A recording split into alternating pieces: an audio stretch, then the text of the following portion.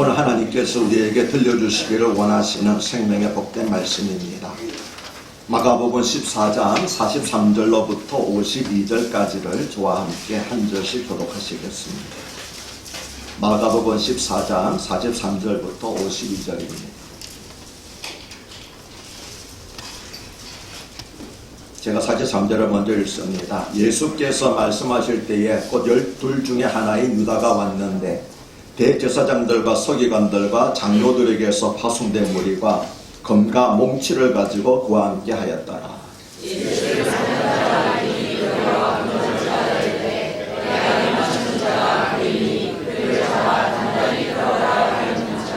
이에 와서 곧 예수께 나와 랍비어 하고 입을 맞추니 곁에 서 있는 자 중에 한 사람이 칼을 빼어 대제사장의 종을 쳐 그 귀를 떨어뜨리니라. 예수께서 우리에게 말씀하사 이르시되 너희가 강도를 잡는 것 같이 검과 몽치를 가지고 나를 잡으러 하느냐. 내가 날마다 너희와 함께 성전에 있으면서 가르쳤으되 너희가 나를 잡지 아니하였도다. 그러나 이는 성경을 이루려 함이니라 하시더라. 제자들이 다 예수를 버리고 도망하더라. 한 청년이 벗은 몸에 배 호디부를 두르고 예수를 따라가다가 무리에게 잡히매 배 호디부를 버리고 벗은 몸으로 도망하니라. 아멘. 지난 한 주간도 평안하셨습니까? 다행히 우리나라는 신종 바이러스, 코로나 바이러스가 더 이상 확산되지 않고 좀 진정되는 것 같습니다.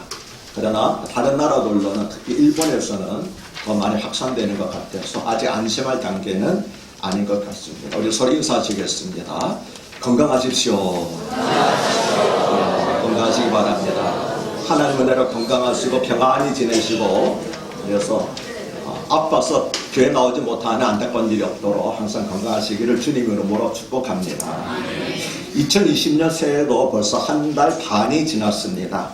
올해는 신종 코로나 바이러스 사태로 정신이 없어서 그런지 더 빨리 시간이 지나간 것 같습니다.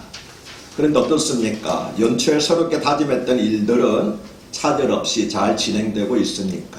예를 들면 올해는 매일 성경을 한 장씩 읽어야지 하고 결심했던 것은 잘 되고 있습니까? 술과 담배를 끊으려고 했던 것도 잘 진행되고 있습니까? 아니면 작심 3일이라고 벌써 전에 실패하셨습니까? 그러면 실패한 이유가 무엇일까요? 우리의 선한 계획들이 다짐만으로 되지 않는 이유가 무엇일까요? 오늘 말씀은 바로 그런 문제를 다루고 있습니다. 자정 무렵에 6월절 만찬을 마치신 예수님은 제자들과 함께 감람산으로 기도하러 가셨습니다. 그런데 예수님께서는 감람산으로 가시던 도중에 제자들에게 너희가 다 나를 버릴 것이라고 말씀하셨습니다. 이 말씀을 들은 베드로는 다 버릴지라도 나는 그러지 아니하겠나요라고 다짐을 했습니다. 그러나 예수님께서는 베드로에게 내가 너에게 진실로 이르노니 오늘 이 밤 닭이 두 번 울기 전에 네가 3번 나를 부인하리라고 말씀하셨습니다. 그러자 베드로는 내가 주와 함께 죽을지언정 주를 부인하지 않겠나이다라고 다시 장담을 했고 다른 제자들도 다 그렇게 말했습니다. 가남산 기슭의 겟세마네 동산에 도착하신 예수님은 심히 놀라시며 슬퍼하사 간절히 기도하셨습니다.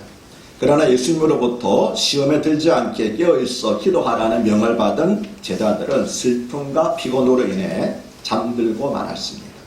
오늘 읽은 성경 본문은 그 후에 일어난 일들을 기록한 것인데 깨어있어 기도하지 않으면 연약한 마음과 육신을 가진 인생은 누구라도 시험에 들 수밖에 없다는 사실을 우리에게 보여주고 있습니다.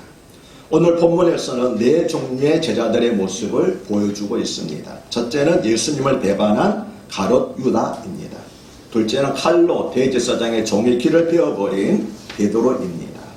셋째는 다 예수님을 버리고 도망간 제자들입니다. 그리고 넷째는 벗은 몸으로 배 호디부를 두르고 예수님을 따라가다가 붙잡히게 되자 그 배 호디부를 버리고 벗은 몸으로 도망간 마가입니다. 첫 번째 제자의 모습은 배신자 가롯 유다입니다. 43절을 보면 예수께서 말씀하실 때에 곧 12 중에 하나인 유다가 왔는데 대제사장들과 서기관들과 장로들에게서 파송된 무리가 검과 몽치를 가지고 그와 함께 했더라고 말씀합니다. 대제사장들과 서기관들과 장로들은 사내들인 공예를 대표하는 세 부류의 사람들이었습니다. 모두 70명의 산을 회원이 있었는데 이들 세 부류의 사람들이 그 사내들인 공예 회원이었습니다. 이스라엘 백성들의 종교적인 문제를 다루는 그런 우리나라로 치면은 이제 국회 같은 그런 역할이었죠. 그리고 뭉치는 짤막하고 단단한 몽둥이를 말합니다. 예수님을 붙잡으러 온 자들이 칼과 뭉치를 가지고 온 것은 예수님 어떤 이적을 행하여 체포를 방해할지 모른다고 염려했기 때문입니다. 이어지는 44절로부터 46절은 예수를 파는 자가 이미 그들과 군우를 짜 이르되 내가 입맞추는 자가 그이니 그를 잡아 단단히 끌어가라 하였는지라. 이에 와서 곧 예수께 나와 랍비하고 입을 맞추니 그들이 예수께 손을 대어 작건을 이라고 말씀합니다. 유다는 제사장들과 서기관들 그리고 장로들로부터 파송된 무리를 이끌고 예수님이 계신 곳으로 왔습니다. 그들은 예수님을 체포하기 위해서 미리 계획을 세웠는데 그것은 유다가 입맞추는 사람이 바로 예수님이라는 표시였습니다. 왜냐하면 깜깜한 밤중이었기 때문에 잘 구별되지 않지 않습니까? 그래서 가룟 유다가 내가 입맞추는 사람이 예수니까 그 자를 단단히 잡아서 끌고 가라. 그렇게 약조를 했던 거지요. 그 계획대로 유다는 예수님께로 다가가서 예수님을 꽉 껴안고 그리고 입을 맞추었습니다. 뺨이나 손에 입 맞추는 것은 당시 제자들이 그의 스승에게 애정과 존경을 표현하는 통상적인 행위였습니다. 그러나 유다는 그것을 배신의 표로 사용했습니다. 그래서 유다키스라는 말은 배신을 상징하는 말이 되었습니다.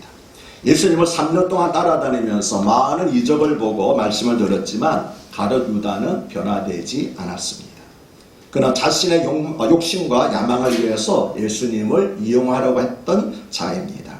그러나 예수님이 자기의 생각과는 달리 십자가의 길을 택하시자 그는 미련 없이 예수님을 배반했습니다. 유다는 탐욕에 이끌려서 예수님을 죽이려는 종교자들과 결탁하고는 친밀하게 입을 맞추는 척하면서 무리들에게 예수님을 알려주었습니다. 혹시 예수님이 피할까봐 예수님을 꽉 껴안고 입을 맞추었습니다. 그런데 우리도 육신의 정욕과 세상에 속한 탐심을 버리지 않으면 언제든지 배신자 유다처럼 될 수 있습니다. 그래서 사도 바울은 갈라디아서 5장 24절에서 그리스도 예수의 사람들은 육체와 함께 그 정욕과 탐심을 십자가에 못 박았느니라고 했습니다. 그렇지 않으면 그리스도 예수의 사람은 아니라는 거죠. 교회에 나오고 세례를 받았다 할지라도 그 정과 욕심을 십자가에 못 박지 않은 사람들은 그리스도인이 진정한 그리스도인이 아니라고 하는 것입니다. 그리고 디모데후서 3장 7절에서는 우리가 욕심을 버리지 않으면 항상 배우지만 끝내 진리에 이르지 못할 것이라고 그렇게 경고를 했습니다. 두 번째 제자의 모습은 칼을 빼어서 대제사장의 종의 길을 베어버린 베드로입니다. 47절을 보면 곁에 서 있는 자중에 한 사람이 칼을 빼어 대제사장의 종을 쳐 그 길을 떨었더니라고 말씀합니다. 마가복음의 본문에는 이 제자 이름이 나타나 있지 않지만 병행 구절인 요한복음 18장 10절과 11절을 보면 이에 시몬 베드로가 칼을 가졌는데 그것을 빼어 대제사장의 종을 쳐서 오른편 귀를 베어버리니 그 종의 이름은 말고라라고 기록함으로써 이 사람이 바로 베드로였다는 것을 알 수 있습니다. 베드로는 주와 함께 죽을지언정 주를 부인하지 않겠다고 장담했던 대로 일단 행동을 취했습니다. 다른 제자들보다는 비교적 용감했던 것 같습니다. 그는 어쩌면 내가 먼저 행동을 취하면 예수님도 어쩔 수 없이 행동을 취하실 것이라고 생각했을지 모르겠습니다. 그는 이에는 이로, 칼에는 칼로, 힘에는 힘으로 대항해야 한다고 생각을 했습니다. 이런 베드로의 생각은 많은 현대 그리스도인들의 생각을 대변합니다. 그래서 교회에서 문제가 생기면 말씀과 기도로 문제를 해결하는 것이 아니라 힘의 논리로 문제를 해결하려고 하고 있고 그 결과로 교회에서 분쟁이 끊이지 않고 있는 것입니다. 또한 현실적이고 다혈질적인 베드로는 위기를 만나면 하나님의 뜻을 생각하기보다는 먼저 육신적으로 생각하고 육신적으로 행동하는 그리스도인들의 모습을 보여주기도 합니다. 그러나 요한복음 18장 11절에서 예수님께서는 베드로에게 칼을 칼집에 꽂으라. 아버지께서 주신 잔을 내가 마시지 아니하겠느냐고 말씀을 하셨습니다.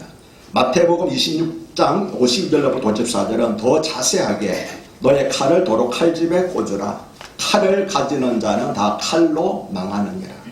너는 내가 내 아버지께 구하여 지금 12군단 더 되는 천사를 보내시게 할 수 없는 줄로 아느냐?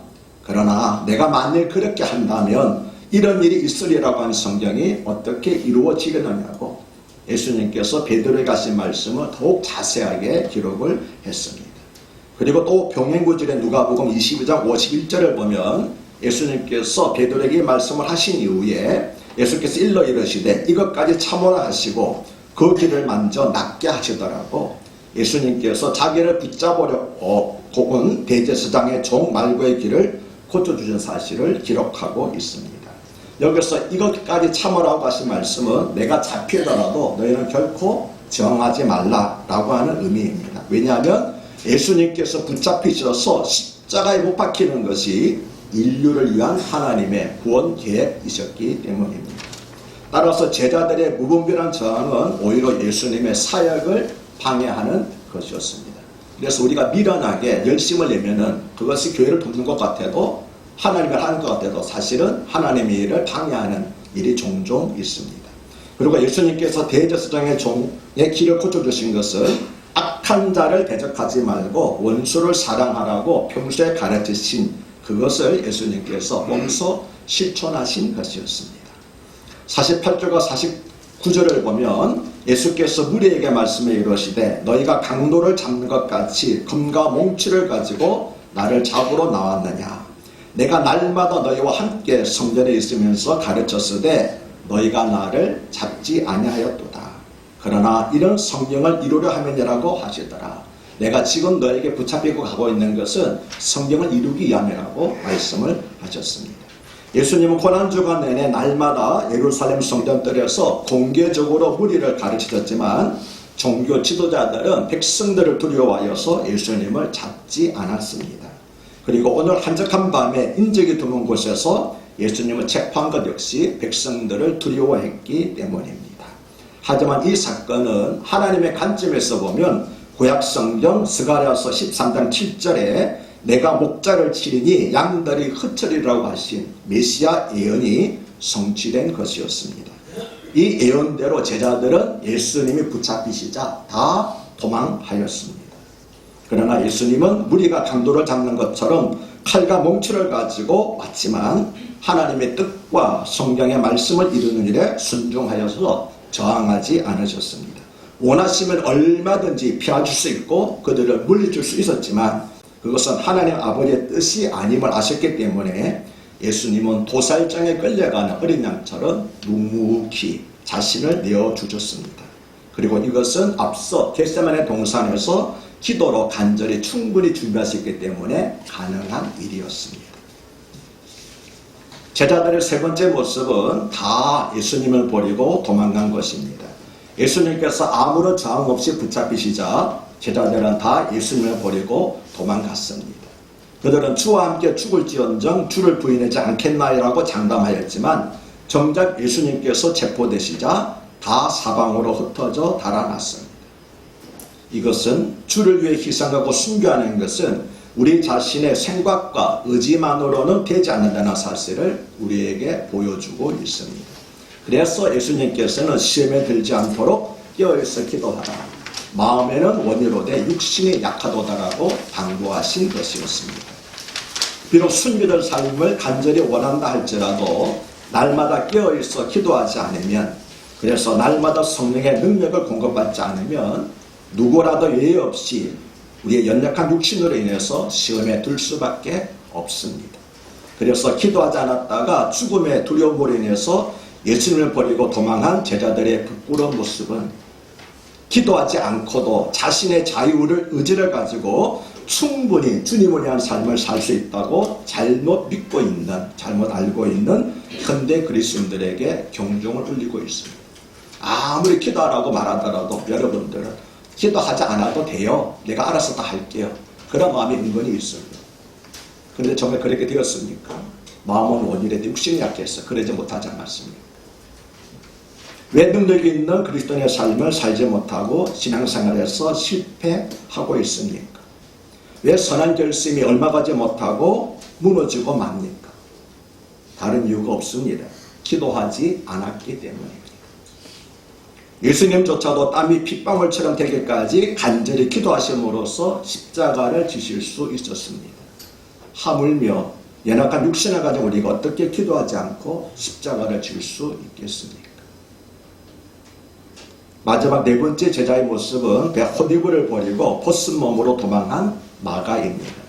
51절과 52절은 한 청년이 벗은 몸에 헛이불을 두르고 예수를 따라가다가 무리에게 잡힘에 헛이불을 버리고 벗은 몸으로 도망하느라고 말씀합니다. 그런데 이 말씀은 다른 복음서에는 나와 있지 않고 오직 마가복음에만 나와 있습니다. 그래서 모든 성경학자들은 여기에 등장한 한 청년이 마가복음의 저자인 마가 자신일 거라고 추측하는 데 동의를 하고 있습니다. 마가는 잠을 자다가 사내들은 공회에서 예수님을 체포하러 사람들을 보냈다는 소식을 전해 들었습니다. 왜냐하면 마가의 집안은 대제사장의 집안과 가까웠기 때문에 일어난 일들을 빨리 알아들을 수가 있었던 거지요. 그래서 마가는 옷 입을 틈도 없이 얇은 헛이불을 두르고 급히 이 소식을 예수님에게 전하기 위해서 겟세마네 동산까지 뛰어 올라갔습니다.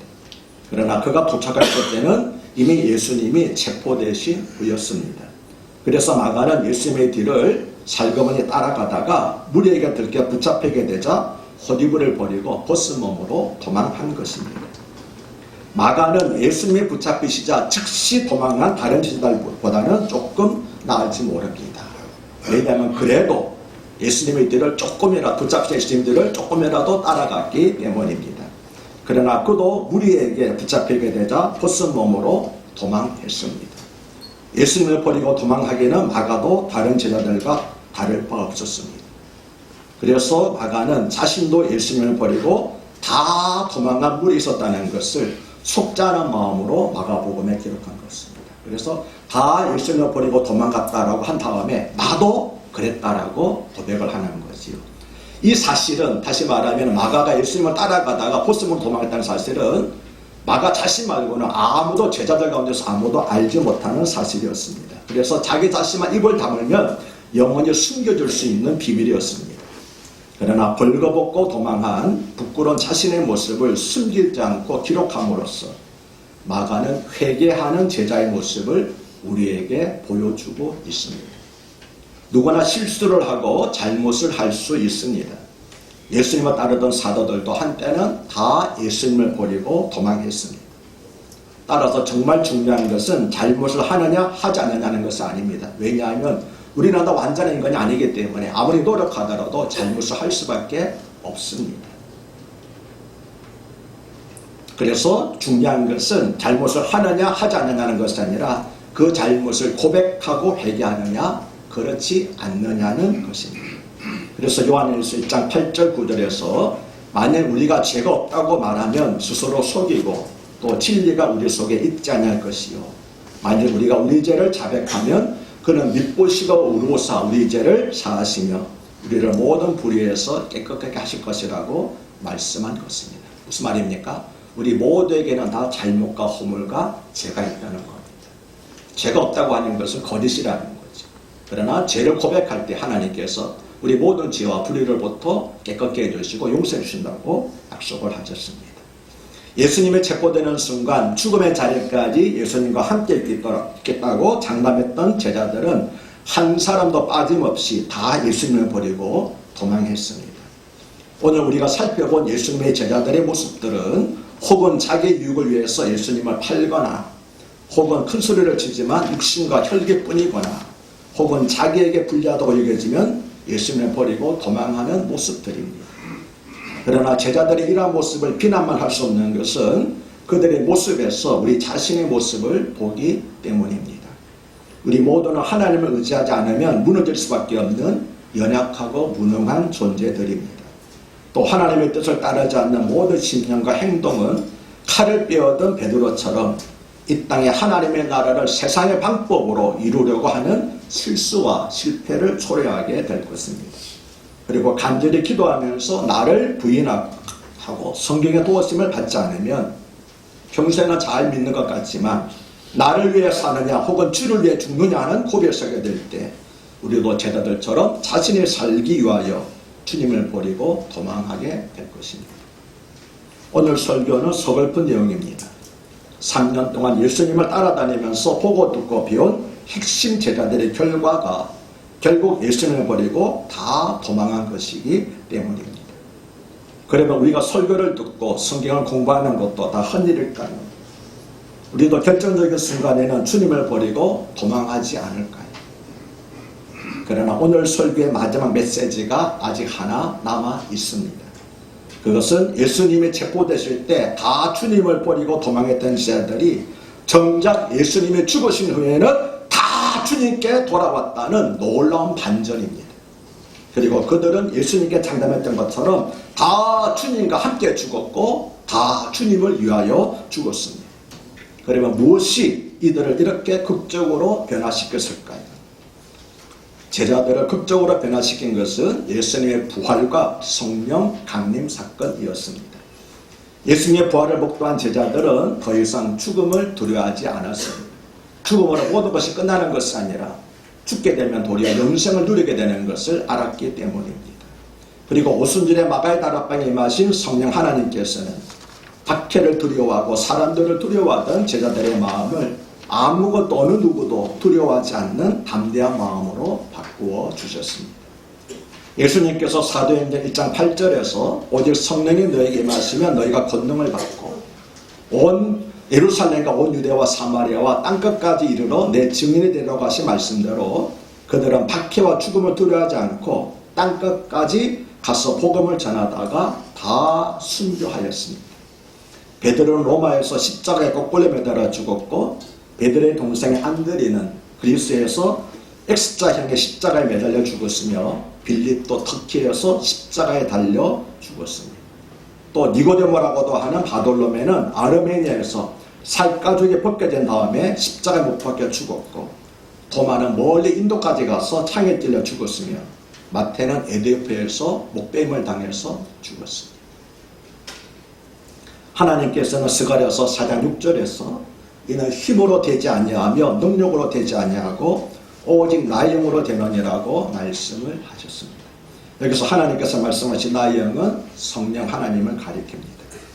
예수님께서 체포되실 때 다 예수님을 버리고 도망했던 쓰라린 실패 경험 때문에 제자들은 더 이상 자기를 의지하지 않고 겸손히 성령의 능력만을 구했습니다.